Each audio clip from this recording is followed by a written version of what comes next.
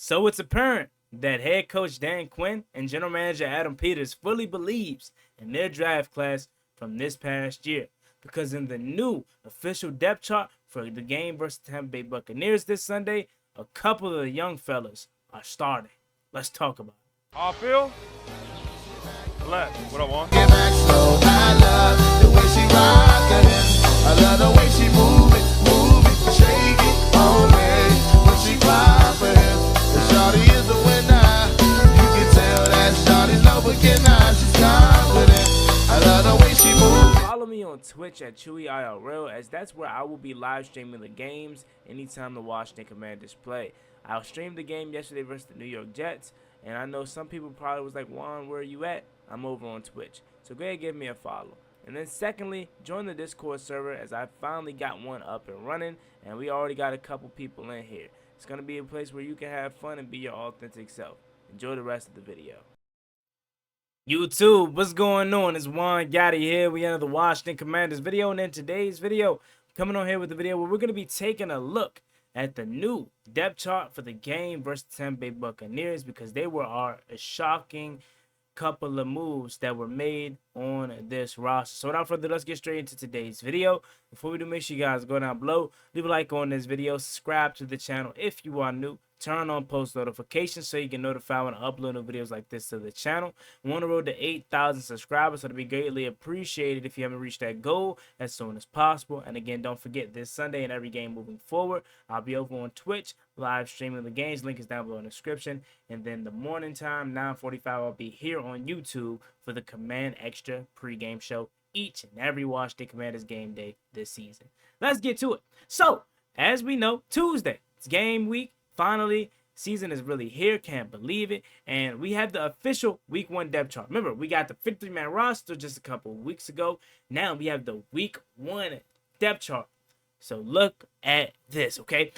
First thing that stands out to you is that we have three rookies that are starting this week in. Let me go make sure my camera is set up so you can see.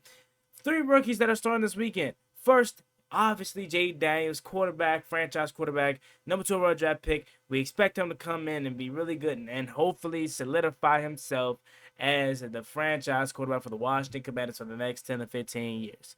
Secondly, it is Brandon Coleman who's starting at left tackle. And obviously, we had a feeling that this was what they were going to do, but obviously with him being out, injured, we didn't know if that was still going to be the case. But when we drafted him, a lot of people said they believe in him vividly as to why they didn't go out and address the linebacker, or the left tackle position at all this offseason, because they fully believed in a Brandon Coleman's ability to go out there and start. So he is getting the start at left tackle, and I'm more than certain Cornelius Lucas is going to be the first one off the bench if he needs to come in a pinch, and rightfully so. I love my Cornelius Lucas off the bench.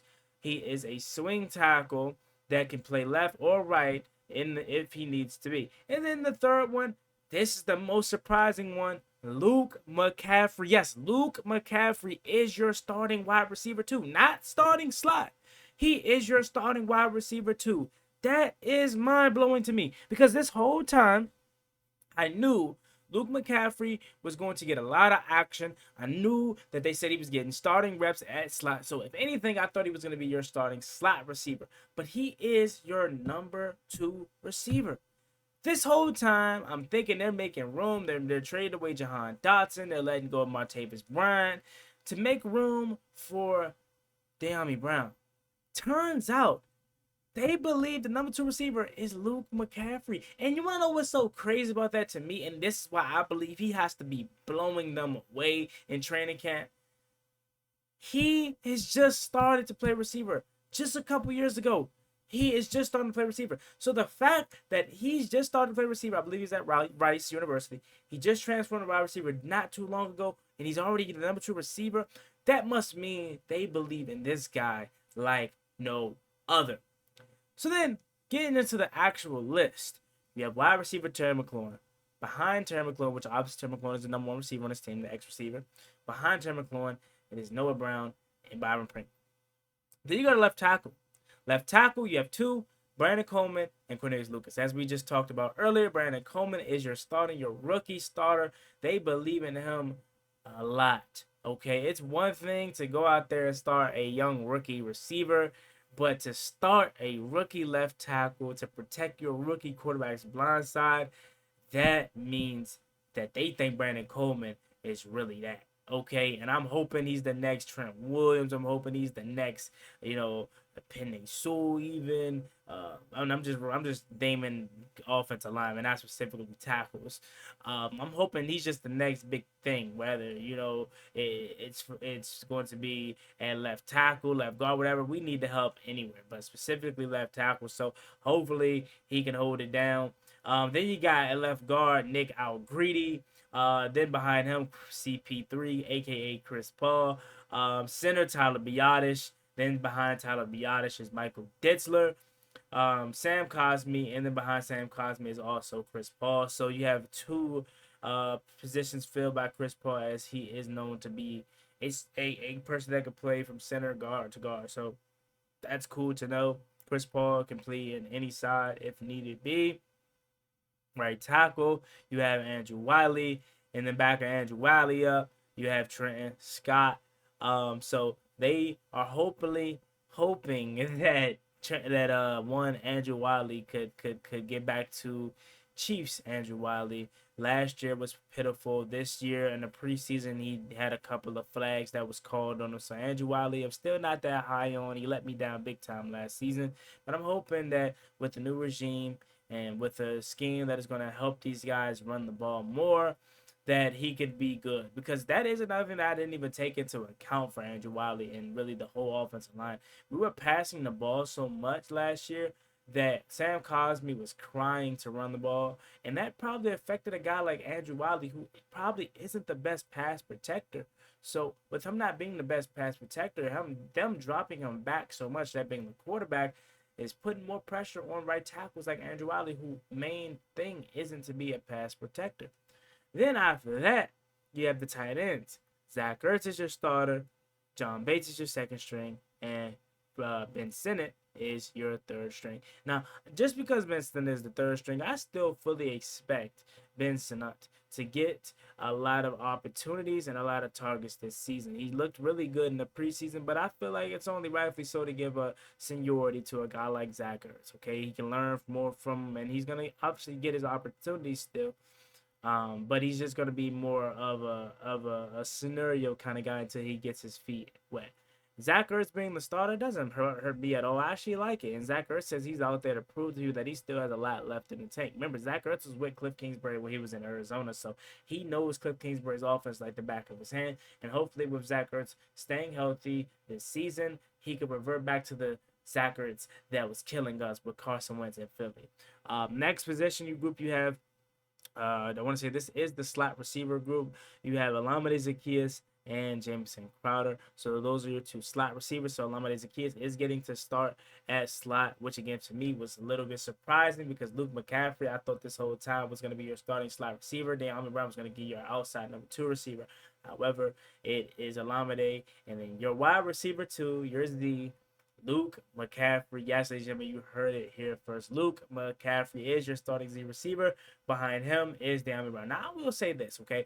Just because it is Luke McCaffrey is the technical number 2, they're going to be running a lot of 4 or 5 receiver sets. So you're going to see Terry, you're going to see Luke, you're going to see De'Ami, you're going to see Alameda, and you're going to see a guy like Noah Brown all out there at the same time at times because he runs a lot of wide receiver sets that involves 4 to 5 receivers all the time. But I am going to say it is a little bit interesting because this whole time I thought they were clearing out space for a guy like De'Ami Brown to have a year 4 blossom, which he still could.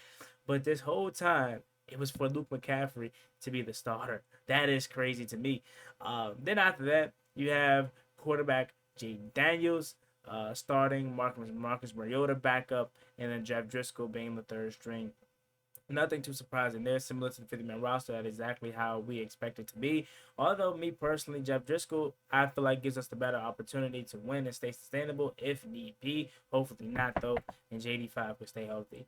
Then you got the running back position. Brian Robinson Austin Eckler, and Jeremy McNicholson, or McNichols. Again, y'all know how I feel about that. I personally feel like my man Michael Wiley should have started over Jeremy McNichols.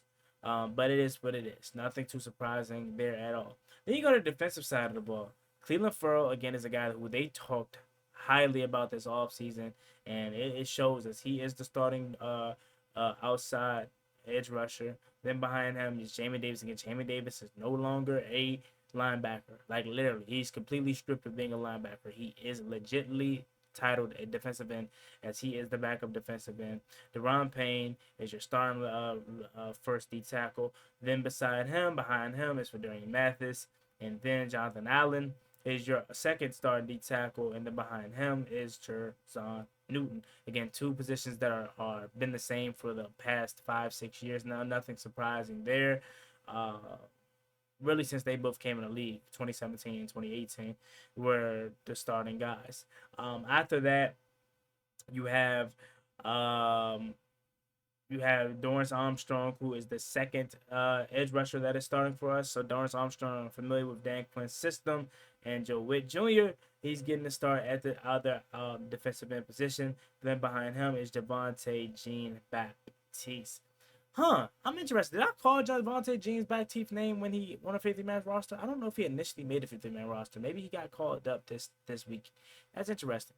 Then next after him, the outside linebacker one is Dante Fowler Jr., another guy that's familiar with Dan Quinn from Atlanta.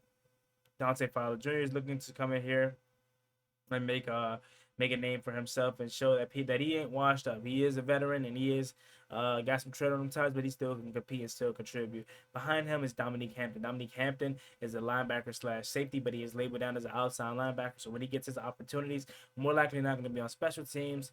He's going to be looking to thrive there. Then after middle linebacker position, you have Bobby Wagner, and then backing him up is Michael Walker. Now you're probably like, Juan, where is Jordan McGee at? Jordan McGee is starting the season on the injured list. So he's not necessarily ready to rock and roll, but he will at some point this season. So I don't know if that's when a guy like Michael Walker will be demoted, or if they're going to add Jordan McGee to this roster. I'm not sure how that's going to happen, or Michael Walker may even stay. After that, you have the other outside linebacker position. That is Frankie Louisville, and then behind him, again, similar to Chris Paul in the offensive line position, Dominique Hampton is also going to be the backup for the other outside linebacker position. Bobby Wagner, the cornerback one is Mike Sammerstill, and then backing him up is Noah Iganagani. Again, Mike Sammerstill is most likely going to be our slot guy. That is going to be the starting inside, and then behind him is going to be Noah Iganagani, who is a 4.3 speed guy, so it makes sense. Then your first boundary corner is Benjamin St. Juste. St. Juste is a guy who, in my opinion, a couple years ago showed flashes. He's just so grabby because he's not the quickest. So hopefully this offseason he's learned how to not really use his hands to call pass interferences, or to learn how to track the ball. Because that's one thing with Juice. Juice is always in good position, but he's never looking back for the ball. So he always panics and uses hands, which tend to lead to pass interference calls. Next up is the other boundary corner, Emmanuel Forbes Jr. This is a big year for Emmanuel Forbes Jr. And backing both Benjamin St. Juste and Emmanuel Forbes up is Michael Davis. This is a big year for Emmanuel Forbes Jr. Okay, he's only in his second year. However, with the move of Jahan Dawson being traded, you can clearly see that this regime is moving on from guys who don't contribute and who aren't the guys that they drafted. So if Emmanuel Forbes want to prove to this regime that he can stay around and that they don't need to move on from him, he has to have a big year. And I also want to say he has to have a big year to prove to this fan base that he is good. Y'all think I hate Emmanuel Forbes. That is not the case. I'm just highly critical of Emmanuel Forbes because he is a first-round pick, and he is supposed to come in here and really show us why we spent the 15th overall pick on Emmanuel Forbes, okay? And again, I'm rooting for him. I really want him to be good. At this point, I just don't know if that's the case. I don't really see the confidence in him, but hopefully he can bring that back. Moving down to the safety position, you have Jeremy Chin. Backing Jeremy Chin up is Derek Forbes. Then, after that, to the free safety position, you have Quan Martin, who's starting. Backing him up is Jeremy Reeves. And then after him, it is Tyler Owens and Percy Butler. So Percy Butler is stuck backing up Jeremy Reeves on the free safety position, and Tyler Owens is backing up Derek Force. These two guys, Tyler Owens and Percy Butler, are going to be key contributors to the special teams unit along with Jeremy Reeves. Unless Jeremy Reeves won't be doing no special teams this year. I highly doubt that though, because he was running down on a preseason roster, and he's too good at special teams not to do. But he is the second backup. So if anything happens to Quan Martin, hopefully not, Jeremy Reeves is the guy to step in and fulfill those roles. Then after that, the specialists, Tressway, Cade York, Tyler Ott. Your kick returner is Byron Pringle. Backing Byron Pringle up is Alameda Zacchaeus. And then your punt returner is Jamison Crowder. So again, that is your week 1 roster. Let me know what you guys think about that down below. What surprised you the most about this roster? Okay, what surprised me the most about the roster is Luke McCaffrey, wide receiver 2. Brandon Coleman, left tackle. That means they fully believe in the rookie's ability to protect his rookie quarterback blind side, rookie teammate blind side. And that's pretty much it. Just those two guys standing out to me as the starters really surprised me. I thought this whole time they were clearing out house and making room for De'Ami Brown to be the number 2. But again, to me, that doesn't really mean much because he's still going to get his opportunities to shine and go out there and ball. But LMC as the starting wide receiver 2, that means they believe in him like no other. Let me know what you guys think about this video in the comment section down below. As always, me and boy Juan Gotti. Like, comment, and subscribe to the channel. Want to roll to 8,000 subscribers, so I greatly appreciate it if you haven't reached that goal as soon as possible. Don't forget to check out SeatGeek and get $20 off your first purchase by punching in the promo code Juan Gotti. And also, don't forget to catch me live on Twitch this Sunday with the game streaming down below in the description. Chewy IRL. See y'all later. As always, me boy Juan Gotti. Peace.